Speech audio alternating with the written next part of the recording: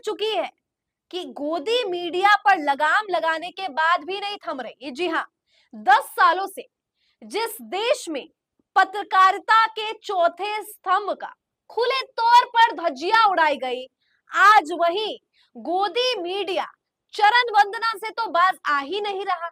लेकिन मोदी जी के लिए इतना पर्याप्त नहीं था कि अब प्रधानमंत्री एक नया बिल लेकर आ रहे हैं। और सबसे दिलचस्प है कि इस बिल के जरिए डिजिटल मीडिया के माध्यम से आम लोगों की आवाज को बंद करने का काम तो किया जा रहा है, लेकिन इससे भी खास ये है कि कैसे भारतीय जनता पार्टी लोगों का मुंह बंद करवाने वाली इस बिल को गोपनीयता के साथ बना रही है। तो आखिर इसे इतनी गोपनीयता के साथ, इतनी सीक्रेसी के साथ क्यों बनाया जा रहा है? क्या है पूरा मामला और आखिर ये बिल क्या है? तमाम खबर आपको बताएंगे। सबसे पहले नजर डालिए पवन खेड़ा के इस ट्वीट पर। पवन खेड़ा लिखते हैं, The Broadcasting Services Regulation Bill is a direct threat to our freedom of speech and independent media. Here's why we all must raise our voice against the government's tyranny. यानी सरकार ये जो बिल ला रही है वो आम जनता की आवाज को बंद करने के लिए है। कहने यानी स्वतंत्रता, अभिव्यक्ति की जो स्वतंत्रता है उस पर करारा प्रहार है। तो हम सबको जानना चाहिए कि क्यों हमें आवाज उठानी चाहिए सरकार की इस तानाशाही पर। Increase government control over content creators from social media influencers to independent news outlets threatens the independence of the press and restrict free speech. यानी कि अगर सरकार ज्यादा कंट्रोल करेगी तो आम इंसान तो बोल ही नहीं पाएगा जो वो बोलना चाहता है, यानी कि जो वो फील कर रहा है, जो महसूस कर रहा है, वो दबाव के कारण चुप रह पाएगा सरकार की वजह से। The bill labels anyone uploading videos, making podcasts or writing about current affairs as digital news broadcaster.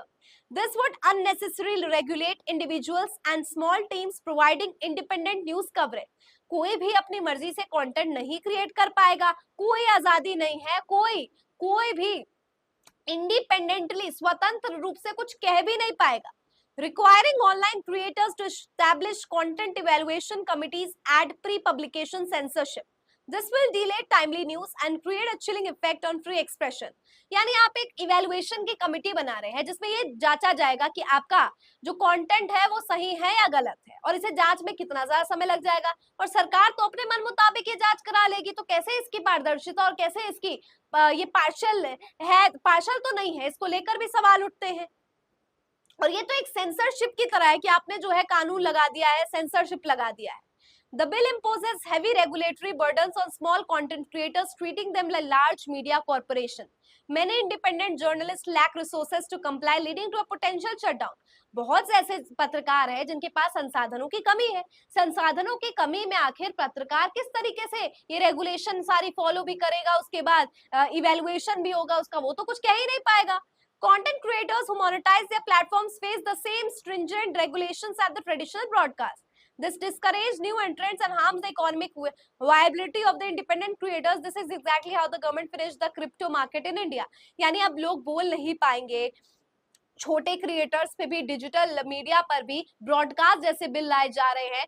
तो आखिर जो स्मॉल कंटेंट क्रिएटर्स है जो यहाँ से बैठ के अपनी आवाज उठा रहे, स्टूडियो में नहीं जा रहे, उनके लिए भी सेम कानून ला दिया जाएगा, तो वो उनकी आवाज तो दबी जाएगी ना। जैसे आपने क्रिप्टो मार्केट इंडिया में खत्म कर दिया, उसी तरीके से एक पहल है। The drafting process of the bill did not include civil society, journalists, key stakeholders, raising concern about transparency and inclusivity.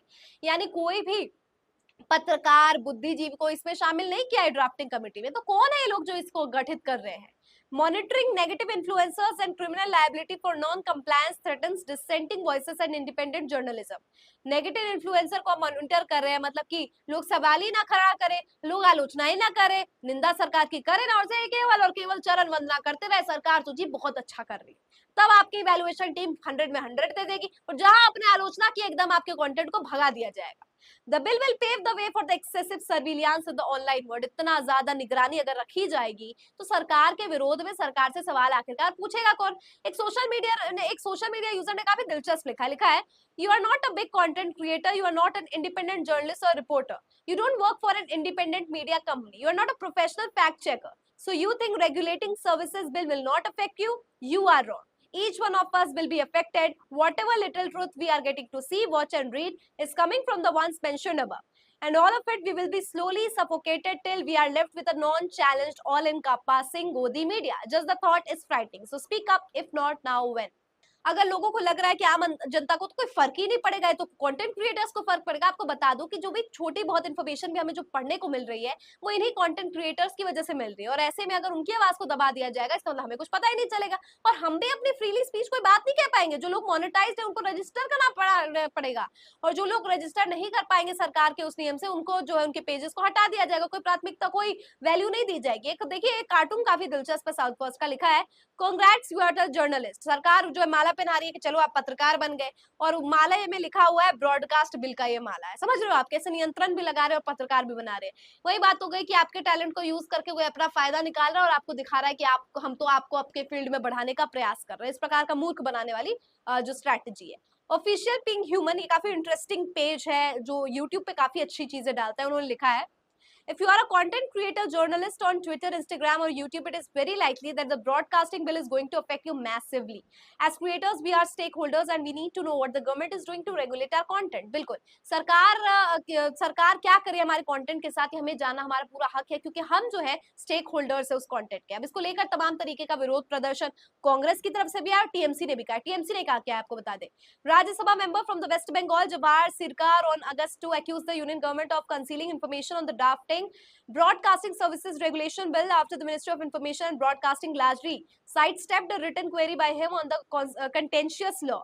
The bill, whose original draft has been for the public consultation last year, has been a subject. A subsequent version provided confidentiality to select stakeholders. ये confidential क्यों हो गया? जो पहले संसद में खुले तौर पर कंसल्टेशन के लिए पारित हो रहा था, जिसपे थी कि खुली चर्चा होगी, वो आज अचानक सीक्रेट क्यों हो गया? ये अपने आप में सवाल है।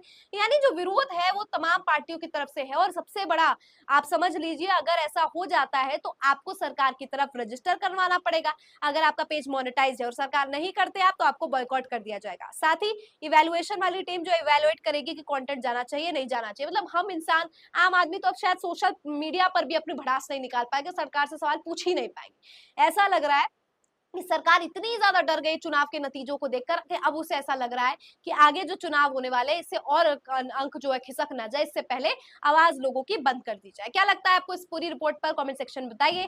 फिलहाल मुझे दीजिए इजाजत और देखते रहिए इंडिया न्यूज फ्रीक्वेंसी।